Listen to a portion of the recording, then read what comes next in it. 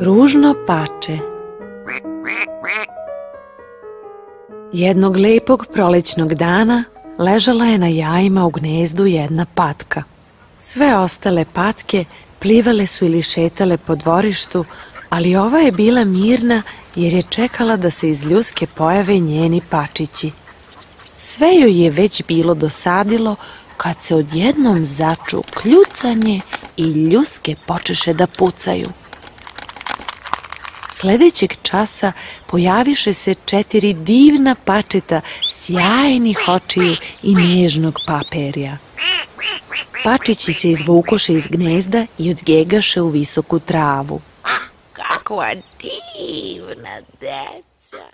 Nebesa, ovo pače mi nije nalik na ostalu decu.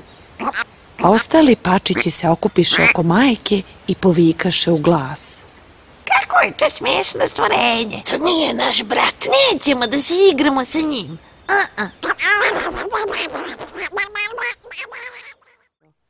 Pače poče da gleda krugove po vodi, a kada se voda umiri, opazi jedan čudan i ružan lik.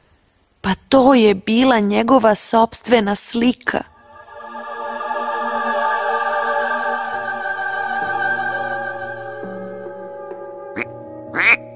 Jao, pa ja sam zaista strašan. Pobeći ću i sakriću se tako da me više nikada ne pronađu. Nesrećno pače udalji se od lepog sunčanog jezera i krenu u mračnu šumu. Ali jednom, dok je plovilo između stabljika trske, susrete nekakvo pače koje mu se usmehivalo i poigravalo gore dole po zelenoj vodi. Najzad jedan osmeh. Našao sam prijatelja. Pomisli ružno pače i otpliva ka nasmejanom pačetu. Ali ono ne reče ništa, samo nastavi da se vrti u krug. Beše to drvena patkica, nečija izgubljena igračka.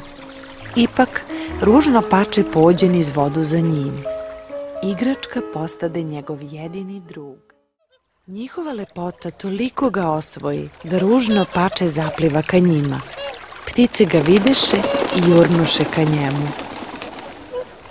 Ubijte me! Zavapi nesrećnik i prignu glavu očekujući smrt. Ali šta ugleda u vodi? Ugleda svoj odraz. Divnog, velikog, belog labuda, baš istog onakvog kakve su bile te prekrasne ptice. Labudovi se okupiše oko njega i zakliktaše. Evo još jednog novog. Ti si Novajlija, ali si najveći i najlepši među nama. Nekadašnje ružno pače, zapanjeno i zbunjeno, pognu glavu još više i još bolje razabra svoj lik na površini vode. Kako se samo izmenio, vrat mu se izvio i postao nekako vitak i dug, a perje sjajno i belo. Uostalom, zar je važno što neko ugleda svet u pačijem dvorištu ako se izlegao iz labudovog jajeta? Kako je divna ona ptica! Uzdisala je patka sa obale na koju je dovela svoje nove pačiće, a jedan fazan proviri iz šiblja i primeti.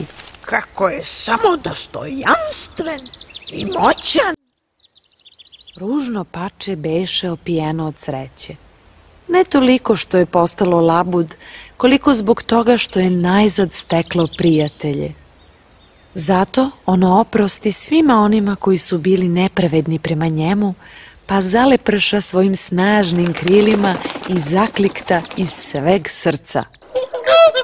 Zar je moguće da na svijetu postoji takva sreća?